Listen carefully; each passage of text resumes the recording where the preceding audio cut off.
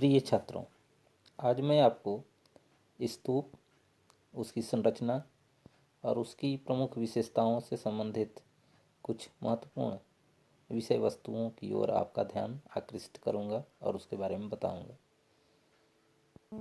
बौद्ध धर्म में स्तूप को पवित्र माना जाता था, क्योंकि बुद्ध से जुड़े हुए अवशेष जैसे उनकी अस्थियां या उनके द्वारा उपयोग में लाई गई वस्तुओं को गाड़कर उसके ऊपर टीलेनुमा जो स्ट्रक्चर बनाए जाते थे उसको स्तूप कहा जाता है। स्तूप को बौद्ध धर्म के प्रतीक के रूप में भी प्रतिष्ठा मिली। अशोकावदान तथा अन्य बौद्ध धर्म ग्रंथों में इसका उल्लेख है। भारत में भरहुत, सांची, सारनाथ और अमरावती जैसे स्तूप की संरचना थी और उसकी महत्वपूर्ण विशेषताओं और उनकी ढांचा से संबंधित बारीकियों के बारे में बताऊंगा।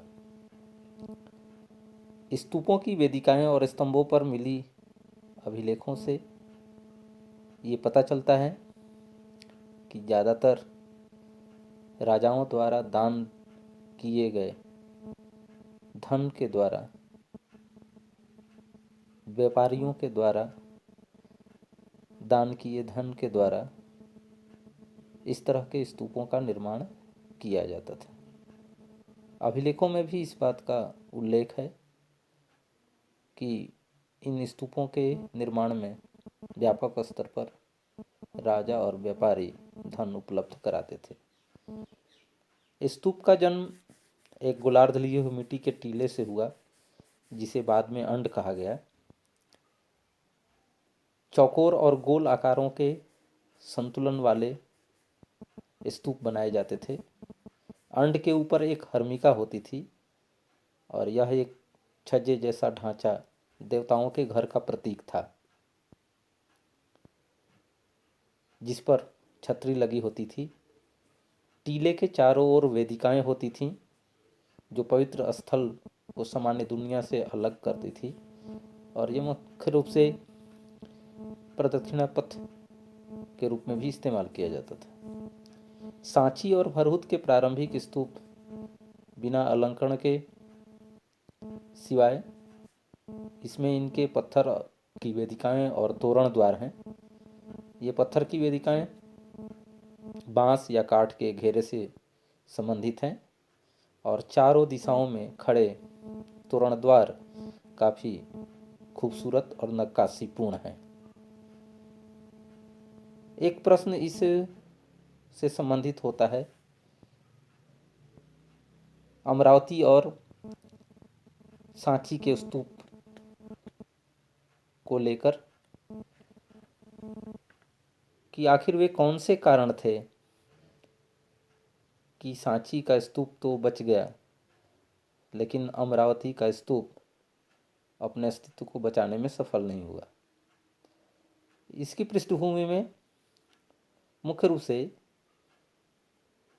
इसकी खोज से संबंधित तथ्य महत्वपूर्ण है। सांची से पूर्व अमरावती की खोज की गई और उस समय तक पुरातत्वविद और इतिहास के जानकार लोग इसकी संरक्षण पर ज़्यादा ध्यान नहीं दे पाए, और यही कारण है कि अमरावती के स्तूप के जो अवशेष थे वो विभिन्न कार्यों के लिए इस्तेमाल किया गया। ज़्यादातर कलाकृतियों से संबंधित जो पत्थर थे वो यूरोप ले जाए गए और उन्हें संग्रहालयों में या व्यक्तिगत भवनों में इस्तेमाल कर दिया गया। जबकि